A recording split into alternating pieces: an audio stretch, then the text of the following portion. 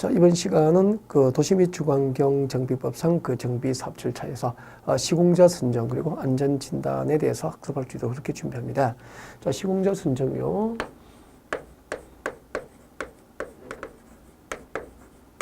자, 이 시공자 선정은 그 정비 사업의 시행자, 사업 시행자 그 시공자 선정 주체에 따라서 선정 시기하고 선정 방법이 달라지게 됩니다. 그래서 이런 자료를 짚어가면서 들으셔야 됩니다. 자, 제일 먼저 우리 그 정비 사업 시행자의 대부분이 누구죠? 네, 10중 8구가 네, 조합이죠. 그래서 자, 조합이 정비 사업을 하는 경우죠. 자, 조합이 시공자를 선정할 때는 그 선정 시기는 여러분 자료에 미칠 것이십시오.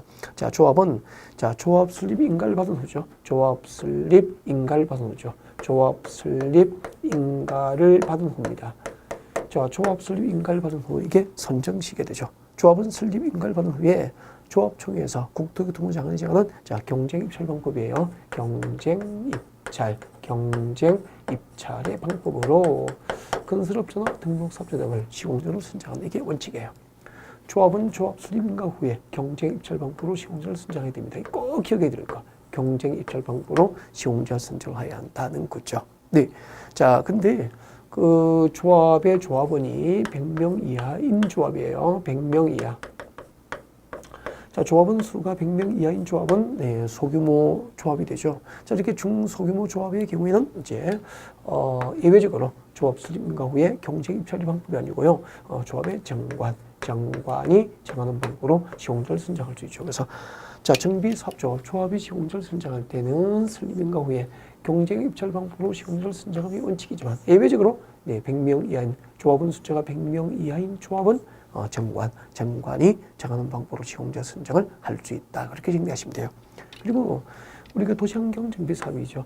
여러분 도시환경 정비 사업은 조합 또는 토지 등 소유자가 시행할 수 있잖아요. 그때 조합이 시행한다면은 역시 조합 설립 인가 후 경쟁 입찰 방법으로 건설업자나 등록 사업자를 시공자로 선정하게 돼요. 근데 그 도시환경 정비 사업을 토지 등 소유자가 담당을 합니다. 토지 등 소유자가 시공자를 선정하는 경우죠. 그래서 여러분 자료에 도시환경정비사업을 토지 등 소유자가 시행하는 경우 그때 토지 등 소유자 동그라미 하시는 것이 핵심이죠. 토지 등 소유자가 시공자를 선정할 때는 자, 사업 시행 인가 고시입니다. 사업 시행 인가 고시 후 미칠 것이고 이게 선정 시기가 돼요. 사업 시행 인가 고시 후에 이제 규약이죠. 규약이 정하는 방법으로 시공자를 선정하게 됩니다. 그래서 조합은 경쟁 입찰 방법으로 시공자를 선정함, 토지 등 소유자는 규약이 정하는 방법으로 시공자를 선정함 이렇게 오는 거예요. 네. 그리고 자, 공영 개발 방식으로 합니다. 정비 사업을 이제 조합이나 토지 등 소유자가 시행하는 경우였고요.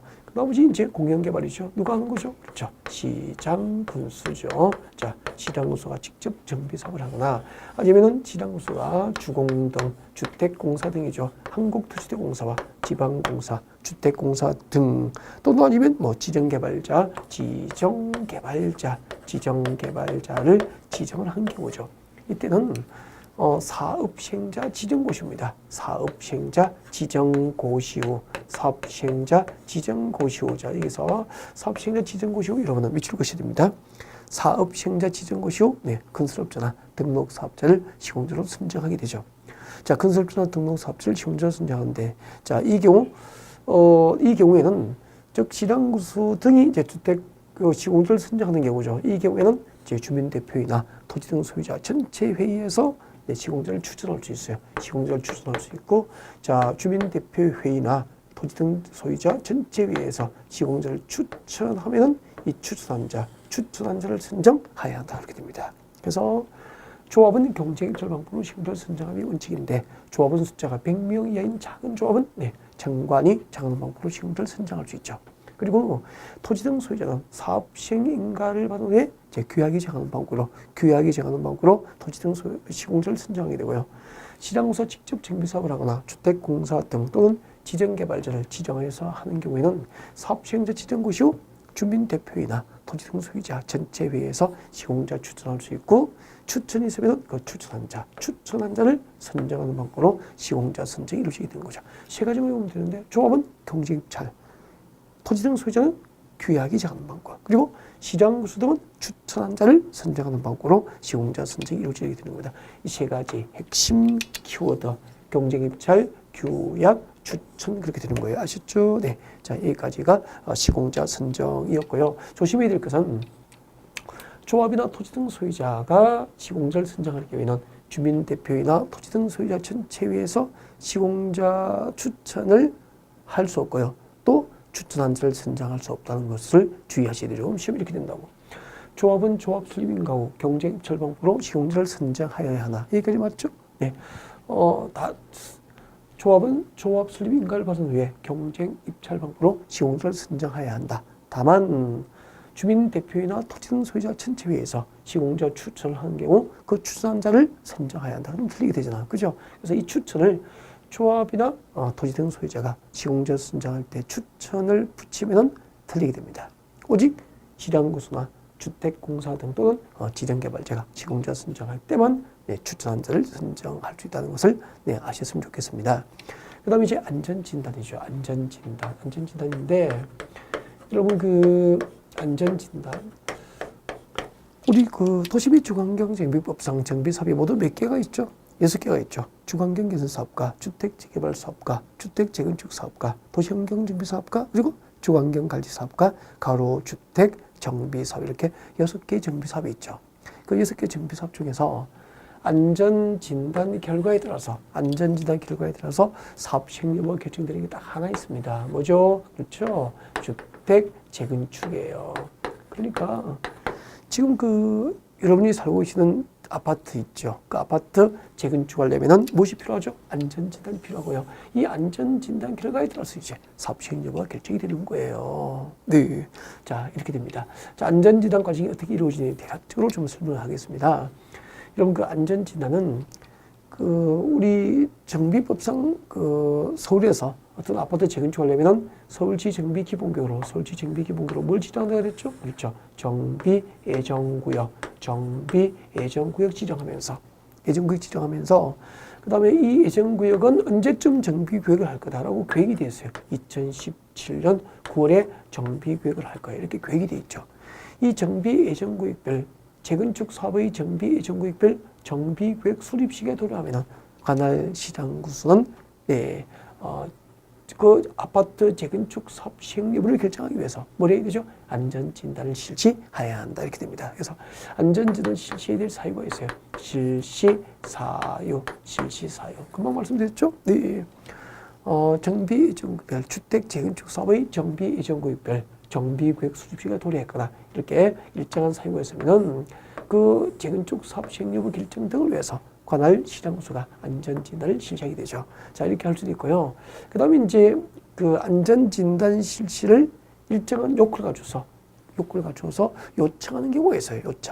그 요청을 받아서 이제 요청하는 경우 안전진단 실시를 해야 될 사유가 있거나 그 다음에 안전진단 실시를 요청하는 경우 요건을 갖춰서 요청하는 경우에는 이제 그 아파트 재건축 사업 시행 여부 결정을 위해서 이제 현지조사 나옵니다. 현지조사.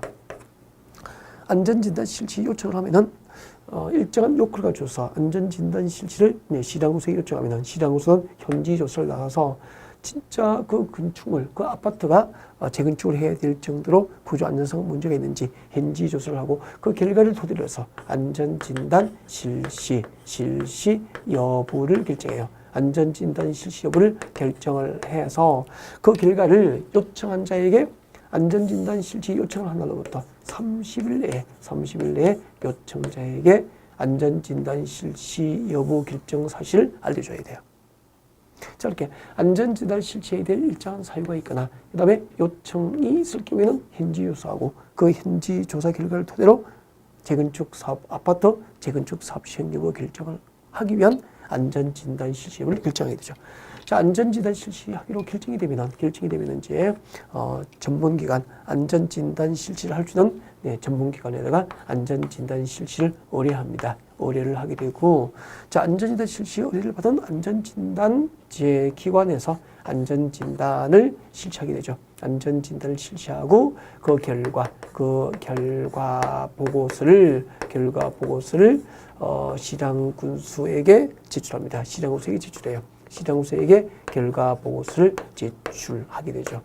자, 이렇게 안전진단 결과 보고서를 제출받은 시장군수, 안전진단 결과 보고서를 제출받은 시장군수는 그 결과 보고서와 그리고 뭐 지역 여건이라든지 도시계획 등을 종합적으로 검토해서 최종 재건축 사업, 재건축 여부를 결정하게 돼요. 아파트 재건축 사업 시행 여부를 결정하게 된다. 이렇게 되죠. 그 다음에 이제 시장군수가 재건축을 결정하면은, 관할 시도지사에게 결정 사실하고 안전진단 결과 보고서를 제출합니다. 제출하고, 그 다음에 이를 이제 안전진단 결과가 적정한지 여부에 대해서 시도지사는 다시 이제 전문기관에 검토를 의뢰하게 되고, 그 의뢰한 이제 결과를 토대로 해서 재건축 사업 시행 여부 결정이 잘못된 경우에는 그 재건축 사업 시행 결정 취소 등을 이제 시도지사가 시당구수에게 요청하게 됩니다. 이런 식으로 이제 재건축 사업 결정을 위한 안전진단이 이루어지는데, 자, 지금부터 이제 우리 자료를 체크하면서, 자, 이렇게 흐름이 진행되고요. 대충 이렇게 흐름을 아시면 되고요. 자, 필요한 사항들, 여러분 자료를 보면서 체킹할 수 있도록 그렇게 준비하겠습니다. 자, 여러분, 자료 안전진단 같이 보시면 되죠. 자, 실시 대상부터 보겠습니다. 자, 시장구수는 정비계획 수립과 재건축 사업 시행 여부의 결정, 그리고 안전사고 방지를 위해서 필요하면은 다음 중 한 개에 해당하면 안전진단을 실시해야 되고요. 자, 이제 그때 안전진단 실시해야 될 사유가 이제 박스안에 보면 동그라미 1번부터 6번까지 있죠. 그 1번부터 6번 위주, 1번 동그라미 하시고요. 1번 동그라미 하시고 6번도 동그라미 하십시오. 해가지고 이 1번과 6번 위주로 이제 해야 되고 1번은 꼭 읽어둬야 되죠. 밑을 쭉 보십시오. 주택 재건축 사업의 정비 예정구역별 정비구역 수립 시기에 도래한 때 시장으로서는 그 아파트 재건축 사업 시행 여부 결정을 위해서 안전진단을 해야 됩니다. 그리고 이제 2번부터 5번까지 있죠. 2번부터 동그라미 2번부터 5번까지는 전부 이제 10분의 1 안전진단 실시 요청할 때 자세히 보면 전부 동의 요건이 10분의 1 이상입니다. 자, 10분의 1 이상의 동의 요건을 갖춰서 안전진단 실시를 요청하는 경우에도 안전진단을 실시해야 됩니다. 그리고 이제 6번 봅니다. 6번. 주택 재건축 사업 시행을 결정한 날부터 10년이 지날 때까지 사업 시행 인가를 받지 못했어요. 근데 재건축 사업 시행 결정을 하고 그날부터 10년 동안 사업 시행 인가도 나지 않았지만 이제 관할 시장구소가 안전사고 우려가 있다고 인정한 건축물은 안전진단 실시 대상이 됩니다. 네. 자, 이렇게 이제 일정한 안전진단 실시 대상이었고요. 정비 예정구역별 재건축 사업의 정비 예정구역별 정비구역 수립 시기가 도래했거나, 그 다음에 주택 재건축 사업 결정 후 10년이 경과돼까지 사업 시행은 하지 않았지만 이제 관할 시장구소가 안전사고 우려가 있다고 인정하는 경우에는 이제 관할 시장구소가 재건축 사업 시행 여부 결정을 위해서 안전진단을 실시해야 한다. 여기까지 이해가 됐죠. 그 다음에 이제 두 번째, 다음에 안전진단 대상에 제외된다. 여기서 안전진단 대상에 제외된다는 것은 안전진단 없이 재건축이 허용되는 경우예요. 예를 들면, 자, 천재지변 등으로 주택, 아파트가 붕괴된 경우죠. 붕괴 동그라미 하시면 되죠. 아니, 아파트, 천재지변, 지진 등으로 아파트가 붕괴됐어. 붕괴되는데, 안전진단 해보고 재건축해야 됩니까? 아니죠. 그래서, 천재지변 등으로 주택이 붕괴된 경우에는 안전진단 없이 재건축이 가능합니다. 붕괴 기억하시면 되죠. 그리고 주택의 구조안전상 사용금지가 필요하다고 관할 시장구소 인정한 아파트도 안전진단 대상에서 제외됩니다. 즉 안전진단 없이 재건축이 가능하다는 거죠. 사용금지가 필요하다고 시장구소가 인정한 아파트, 그렇게 기억하시면 되죠. 그 다음에 안전진단 결과 전체 주택의 3분의 2 이상이 노후 불량수로 판정이 됐고요. 그리고 판정이 돼서 노후 불량수, 안전 재건축 사업을 결정해야 될 노후 불량수를 숫자 기준을 이미 충족을 한 경우에는 잔여 건축을 동원하십시오. 그 나머지 잔여 건축은 안전진단하지 않는다는 거죠. 그리고 이제 진입도로 등 기반시설 설치로 해서 불가피하게 포함된 건축물도 안전진단 대상에서 제외가 됩니다. 3번 내려오십시오. 안전진단 대상. 주택 재건축 사업의 안전진단은 주택단지 내 건축물 전부를 대상으로 해서 안전진단이 이루어지게 됩니다. 건축물 동그라미 하시고요. 그 자리에 공동주택 서멘트를 해서 건축물 밑에다가 아니다. 공동주택. 여러분 옛날에는 이게 이제 재건축단지 아파트가 있잖아요. 있으면 그때 공동주택만 안전진단 대상이었다고. 그런데 옆에 상가 있죠, 단지 안에. 상가 근린생활시설은 안전진단 실시 대상이 아니었거든요. 근데 아파트는 노후불량주로 판정이 됐지만 상가가 더 낡은 경우도 있는 거야. 그래서 이제 이 상가도 이제 안전진단 대상에 포함시키기 위해서 주택 재건축 사업 시행 여부 결정을 위한 안전진단 대상은 공동주택으로 한정됩니까? 상가 포함시킵니까? 상가를 포함시키기 위해서 공동주택에서 건축물로 법 개정이 이루어진 거예요. 그래서 참 중요합니다. 주택 재건축 사업의 안전진단은 주택 단지 내 공동주택이 아니고 건축물을 대상으로 합니다. 그리고 안전진단의 이제 다음 가지 두 가지로 종류 구분되죠. 자, 구조 안전성 평가 안전진단이 있고요. 그리고 이제 주거환경 중심 평가로 이제 안전진단이 구분되는데 구조 안전성 평가는 줄 것이십시오. 자, 노후불량 출 대상으로 자, 줄 것이십시오. 구조적, 기능적 결함 등을 평가하는 안전진단을 구조 안전성 평가 중심의 안전진단이라고 합니다. 그리고 자, 노후불량을 추구 대상으로 미칠 것이십시오. 주거 생활의 편리성 그리고 거주의 쾌적성을 중심으로 해서 평가를 하면은 주거 환경 중심 안전진단이라고 이렇게 구분하게 되죠. 그다음에 안전진단 실시 기준이에요. 자, 시장소로부터 의뢰받은 안전진단 기관을 밑줄 줄 것이십시오. 국토교통부장이 정하여 관보의 고시하는 기준이죠. 그래서 안전진단 실시 기준은 누가 정하죠? 국토교통부 장관. 국토교통부 장관이 정하여 관보에 고시합니다. 이렇게 국토교통부 장관이 정하여 관보에 고시하는 기준에 따라서 안전진단 실시를 하게 되고요. 자, 이렇게 이제 안전진단이 실시되면은 시장으로서는 그 안전진단 결과와 도시계획, 기타 지역 여건 등을 종합적으로 검토해서 아파트 재건축 사업 시행 여부를 최종 결정하게 되는 거죠. 이러십시오. 사업 결정 후 절차입니다.